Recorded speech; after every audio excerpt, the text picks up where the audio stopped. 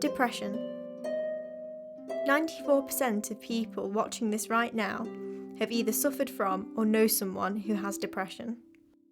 So why don't we talk about it? Depression is a serious condition, with 89% of people knowing someone who has tried to take their own life, alongside 47% of people who have tried or considered taking their own life, amongst the 11% choosing not to comment. It seems clear to me that depression is overlooked. 67% of people think there isn't enough help for sufferers, and 75% think help isn't easy enough to access. And with a grand total of 98% of people thinking the attitude towards depression needs to change, and 89% of people thinking depression is a taboo subject and hard to talk about, it's time we did something to change it. Sufferers often feel the general public have a poor understanding of depression. Let's find out what the general public think. Well, I don't really know about that one. I mean, you just feel like on an all-time low, really. When you hit like, when you're sad. When you're fed up, bored, well, in my opinion it is. I think depression is a state that ends by, are we? To me, I'd say depression is when you go through a stage of hard time and you're just struggling to find what you really want, and you're just trying to find that time to break free. I think depression is a state attained by people's experiences in their lives. I don't know. When you're feeling really down, you can't cope with life, and you feel really not yourself. I don't know, I've never been depressed, I don't know. People do it for attention, or to fit in with crowds and stuff, or to just, I don't know. I should say probably to get extra benefits, but I shouldn't really say that. One of my exes, she thought she was depressed and stuff, sort of like trying to sit rich for attention and stuff. All that kind of crap. Yeah, I think people use like the word depressed like too often, yeah. I would say first of all to shoot yourself. Yeah. Say that again. I would say first of all to shoot yourself. With that kind of attitude, it isn't shocking that people sometimes feel low. In medical terms, depression is a pervasive low mood which has a significant and intrusive impact on somebody's day-to-day well-being and life.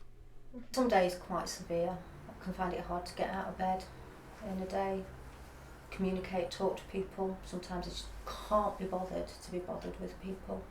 So it can be difficult from a day-to-day basis. Well, I'm not too bad at the moment, but I used to be quite bad to the point where I didn't want to leave the house. I literally just wanted to stay in my bed and not go anywhere or talk to anyone. I couldn't bear the thought of it. On a daily basis, it can be okay and it can be really, really draining. It can get to the point where I won't probably eat, and that can go on for quite a few days, which obviously affects my own health because then I don't have the energy for anything. Traditionally, there have been two sorts of depression described. One is reactive depression, which is depression that's come about as a result of circumstances that have happened to people. And the other form of depression is endogenous, as in from within depression, people who are depressed without any external stresses or factors involved. Well, I know it runs in my family. I've never actually spoken to my mum about it, but I know it is in the family. Ill health is the cause of my depression. I never really knew what the cause was, it just sort of happened, and over time it just gradually got worse and worse, and there was never really a cure for it, and over the past 10 years I've just had to find my own way to sort of deal with it. People actually coming to see me feel very fearful about coming and talking about depression because they feel I will judge them, I'll think them silly, stupid, mad, all those things that they think. But actually, it is a very important condition to treat because it does have a major impact on people's lives, and it's very common. 1 in 8, 1 in 10 people at any time will have significant symptoms of depression. It's that common. I think there should be different types of help available, because the obvious one is just going to counsellors, but I know I always felt I would just waste their time, and that's partly why I never really went to any professional counselling. I always find it's just one of those things that only I can help myself with. Like, I can talk about it, but it's not going to solve anything. For me, it's not going to solve anything. Nowhere near enough help out there for sufferers of depression. There should be help on hand 24 hours. I think depression is very overlooked, and I think there's a lot more that could be offered to someone to help them. Talking therapies, and they are very difficult to access. They're a very limited resource, and actually they're probably the most effective treatment for people with mild to moderate depression.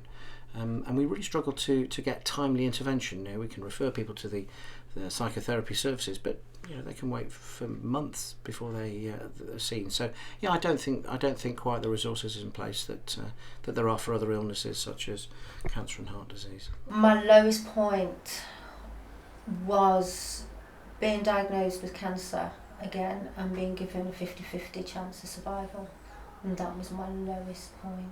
There was a while when I did try and take my life, and I considered it several times, and I attempted, obviously unsuccessfully. A family member of mine, a cousin, actually committed suicide through depression because nobody would listen to him, and it was all over the newspapers, and he was screaming out for help, and again it was lack of counselling. He was asked to be committed and they wouldn't commit him, and he committed suicide in his garage by stabbing himself. My lowest point has been probably when I was 16. I went through a very traumatic time. I'd rather not mention what it was, but it did lead to thoughts of bad things that I wouldn't ever bring myself to now. When I've been really low and just can't be bothered to do anything, yeah, they think that it's just, it's an attention thing, and that's not the case. Being accused of being an attention seeker, that made everything so much worse. It could even drag them down to suicide, and people think suicide's just the attention-seeking thing, but it's not, because it's always linked to something that's made them think like that. What did help me was there was a Facebook group I found that's basically unprofessional counselling. So people from mostly America who were sufferers or had been sufferers just talking to each other. That helped the most, because they knew exactly what I was going through and they knew what to do to help me. They knew what advice I needed. I would say that we need improved access to the psychological therapies. Something I recommend is probably group meetings rather than one-on-ones, because you could be talking to someone who's never even suffered depression, whereas if you're in a group of people who are going through the same thing, you can help each other. I think these online resources have revolutionised depression and other psychological disorders such as anxiety and so on, because people are now prepared to look at the web, go through some of the exercises, quizzes, call them what you will, on the web, and actually come with an element of an idea of a diagnosis. I think depression should be talked about in schools. We talk about sex education in schools, we talk about illnesses. I think depression should be talked about in schools as well, because I think depression can start at a young age, and I think if it's picked up and treated with counselling, a lot less people are going to need medication in later life. So I think talking about it should be made more aware in schools, billboards, it shouldn't be a taboo. I advise them to do seek that attention from somebody, because there is always someone out there who can sympathise and help, but to also just sort of find out what has made them depressed if they can, and always just be there for themselves. Don't ever let it drag them down, but to definitely seek help. Talk to someone, whether it be your sister, your friend, someone over the internet. Talk to someone, even if they can't actually help you because they don't understand, talking about it and knowing someone is there for you does help. Talk about it. If you can find one good person who's willing to listen to you, go and get help.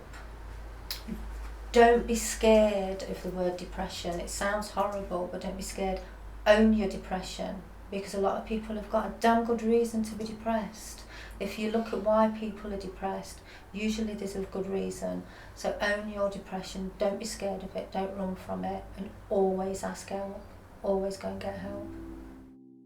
It seems obvious to me that something needs to change. And collectively doing something within our power to change the attitude towards depression will eventually make a difference.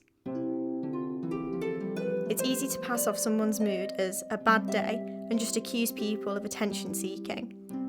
But reflecting on the damage it can cause, is it really worth turning your back? No. The next time you find a friend feeling low, take a couple of minutes to ask what's going on in their life. It might make all the difference.